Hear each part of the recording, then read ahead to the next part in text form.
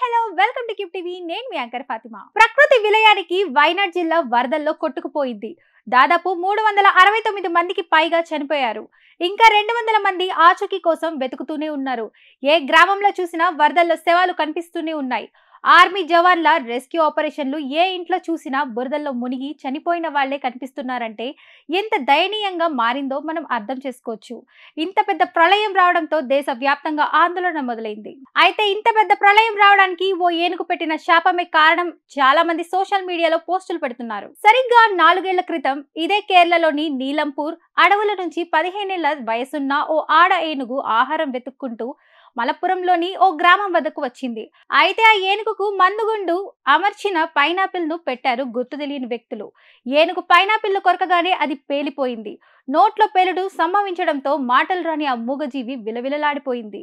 నోటి నుంచి భారీగా రక్తం కారుతుంటే బాధ తట్టుకోలేక అటు ఇటు అరుస్తూ పరుగులు తీసింది. అంతేగాని ఆ బాంబు పెట్టిన దుండగులపై దాడి చేయలేదు. ఆ బాధతోనే గ్రామంలోని పరుగులు తీసింది. కానీ అక్కడ కూడా ఎవరి మీద దాడి చేయలేదు. ఇండ్లను పంటలను ధ్వంసం చేయలేదు. కానీ నోటి నుంచి ఆగకుండా రక్తం కారడంతో తట్టుకోలేక విలియర్ నదిలోకి దిగింది. దాన్ని కాపాడేందుకు అటవీ శాఖ అధికారులు చాలా ప్రయత్నాలు చేశారు. కానీ అవేమీ సక్సెస్ కాలేదు. దాదాపు 3 రోజుల పాటు ఆ ఏనుగు నీళ్లు తాగుతూనే గడిపింది.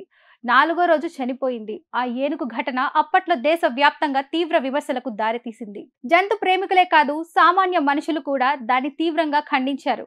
దానికి పోస్ట్ మార్టం చేసిన డాక్టర్లు అది గర్భవతి అని తేల్చడంతో మరింత వివాదం రేగింది. అది చనిపోయే చోటనే దాన్ని పూడ్చిపెట్టారు. కాగా అప్పుడు ఆ ఏనుగు పెట్టిన శాపం వల్లనే ఆ గ్రామం ఇప్పుడు కొండ చర్యలు విరిగిపడి వరదల్లో కొట్టుకుపోతుందని చాలా మంది సోషల్ మీడియాలో పోస్టులు పెడుతున్నారు. కానీ అందులో నిజం లేదు. ఎందుకంటే ఆ ఏనుగు చనిపోయింది మలప్పురంలో, ఇప్పుడు వరదలు వచ్చింది వైనాడ్లో. పైగా ఆ ఏనుగు చంపిన దుండగులను అప్పట్లోనే పోలీసులు అరెస్టు చేసి జైలుకు తరలించారు.